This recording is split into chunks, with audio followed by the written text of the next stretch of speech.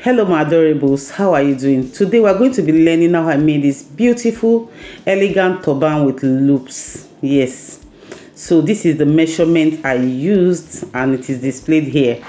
Welcome to class. I have already made my base. I have lots of videos on how to make this round base. The only difference is this here is that I used two different kinds of fabric, damask and a plain fabrics. As you can see, I've made my base and I've also made this loop, foam loop. Is very common in my videos, and I closed one hand, though I still state the measurement of the foam there. So the next thing that we are going to be seeing here is the crinoline that I used. I cut out 5 different sizes of crinoline, starting from the big one. The first one measures 29 inches length. The second one measures 27. The third one measures 25. The fourth measures 23. And the last one measures 100. You can see from the longest to the smallest. So I have 5 pieces of hard crinoline there. And I also cut out pieces that I'll be using to cover up my crinoline. You can see I use different kind of fabric, 2 fabrics. You can use plain, you can mix it if you wish. So from the biggest one, it measures 6.5 by 30. The second one measures 6.5 by 28. The third one 6.5 by 26. The fourth one 6.5 by 24. The last one 6.5 by 21. They all have the same width measurement, but it's the length that is different. So I also have the pieces cut out, the 5 pieces. So this is me explaining to you. What we are going to be doing now is we are going to fold on the wrong side like this. It's very simple, and sew down just that side. We're not going to be sewing the other the 2 edges. We'll do that to the rest 5, then turn it out. As you can see, I've turned it out.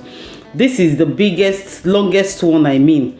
So I will ensure that the sewn part falls in the middle. So I'll be inserting my crinoline with their measurements one after the other.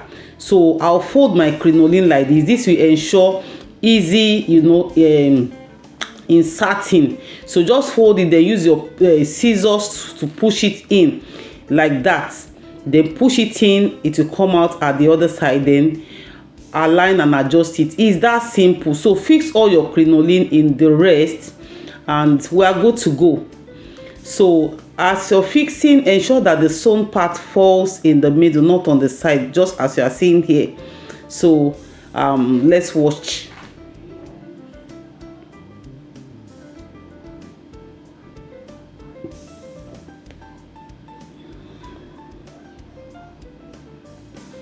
So you can see I have aligned it here. The O5 has been inserted, and another thing I did is that I ironed it after inserting it into I ironed it. This pieces here measures 20 by 5. This is the one that we're going to be using to wrap the loops together. The center one you'll be needing to wrap the loop together with that foam. So what I'm showing you here is what we'll be doing to the rest 5.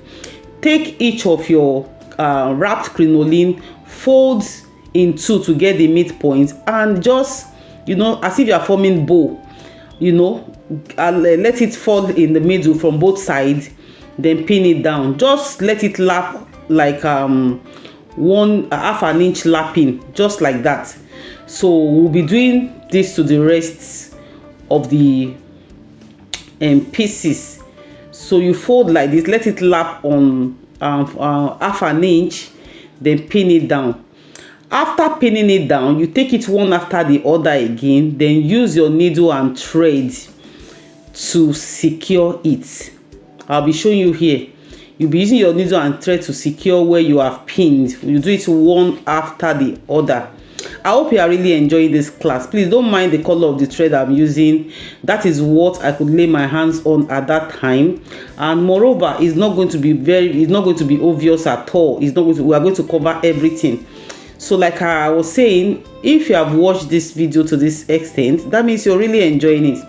I want to really appreciate my returning subscribers, the new subscribers. I thank you, I appreciate you.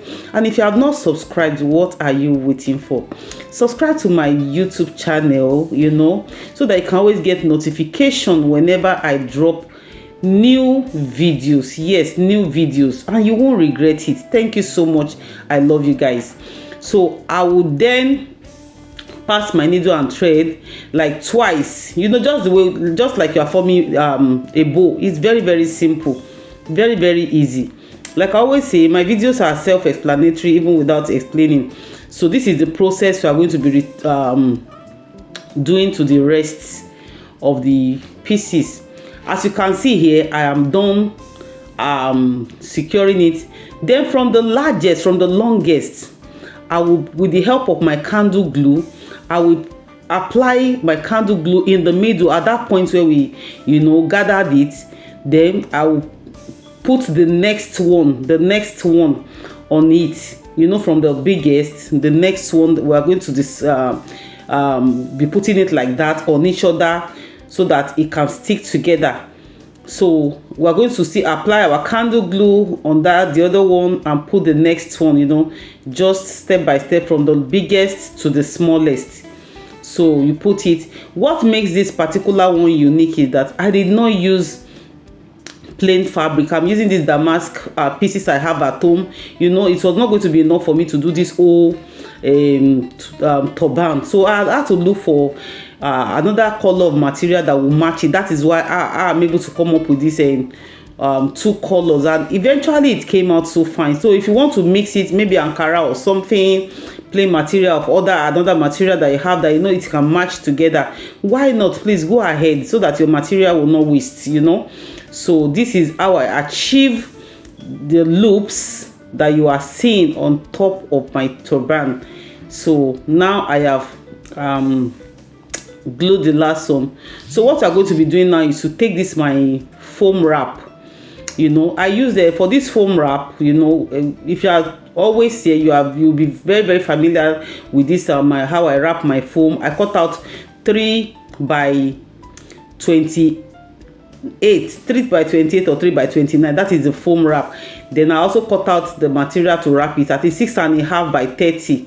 I sew it and I do the normal process. How we normally wrap our foam is I have it a lot of my videos, my turban videos.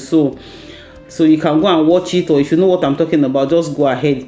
So I'll be attaching all these loops to my foam, the foam wrap. Yes, I'll be attaching it to it. That is why I've not gummed it to my turban base.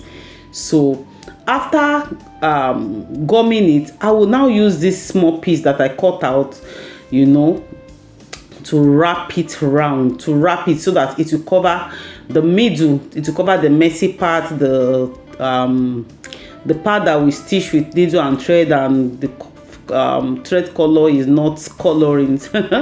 You know, so that is why I said never mind, don't worry, everything will be covered up, you will not see anything. So I'll be, with the help of my candle glue, I will also wrap this up. It's very, very simple, and you can do this on any turban base of your choice. V shape, one step, because this one you're seeing here is three step around a turban base. That is what I have the tutorial on my YouTube channel, turban base, round turban base tutorial, just turban base. And most of my videos that I do tutorial turban, I will always do this design. So see the way I wrapped it up. So I know you'll be wondering why I closed it on top. You know, I'll still be covering that place with an applique or an accessory, so it doesn't really mean. So that is all. So at the end of everything, I will now, you know, try to determine where I want it to fall. Of course, it's going to be final on the side as always. I will then finish this up with my candle gum. That is all. So look at it, this back here, you know, our base already has belt inside, and this time around the belt of my base is attached inside, just the same way we attach it outside, maybe 3 inches apart. Then you attach your belt, because this is not a stretchy material, this is not a stretchy fabric. So this time around, the belt to tie this turban is attached, is fixed inside you know, after we finish sewing our turban, before turning it out, at the back, you know, between the line, you know, there's a sewn line at the back in the middle. So the both sides, I'll measure 3 inches apart. Then I'll fix my belt inside. That is because I'm going to be using this loop to cover the back. I'm not attaching any belts to the loop. So what I did was that I just applied my glue gun neatly, and I lapped it on an 1/2 inch and close it there. It does not affect the opening of the belt. It does not. It will just be perfect because you are going to be using the belt inside to tie it, to fit it on your head. And this kind of turban is one size fits all. One size fits all. This is so beautiful. You can see, and elegant at that. So do you like it? Do you love it? Are you going to be replicating this? So I'm super excited about this tutorial because it's so easy and beautiful. And I like the fact that I'm able to use 2 different kind of material to achieve this. Yes, and it's unique. So guys, you can see I'll just apply my candle glue at the back there and just, you know, finish it up. And look at it, look at my beautiful applique. And that is all. Check out our beautiful, sophisticated and elegant turban. This is classy. Thank you so much for staying through to the end of this tutorial. Love you all. Bye for now.